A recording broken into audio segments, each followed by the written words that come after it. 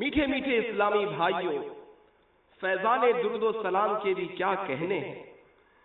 اس سے نہ صرف درود و سلام پڑھنے والا فیضیاب ہوتا ہے، بلکہ جس مسلمان کو اس کا ایصال ثواب کیا جائے اس کا بھی بیڑا پار ہو جاتا ہے۔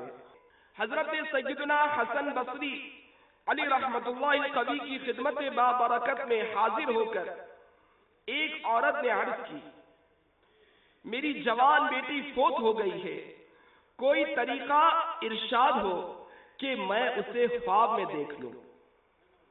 آپ رحمت اللہ تعالی علیہ نے اسے عمل بتا دیا۔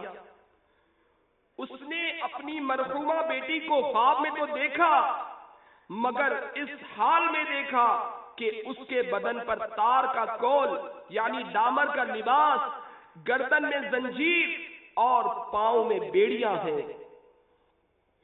یہ ہیبت ناک منظر دیکھ کر وہ عورت کانپ اٹھی۔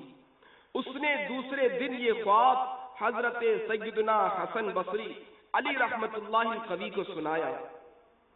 سن کر آپ علی رحمہ بہت مغموم ہوئے۔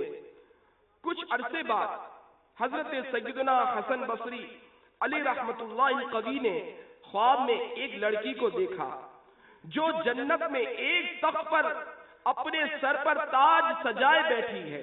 آپ علی رحمہ کو دیکھ کر وہ کہنے لگی، میں اسی خاتون کی بیٹی ہوں جس نے آپ کو میری حالت بتائی تھی۔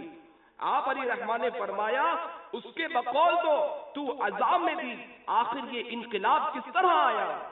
مرحومہ بولی، قبرستان کے قریب سے ایک شخص گزرا اور اس نے مصطفیٰ جان رحمت شمع بزم ہدایت صلی اللہ تعالی علیہ وآلہ وسلم پر درود بھیجا۔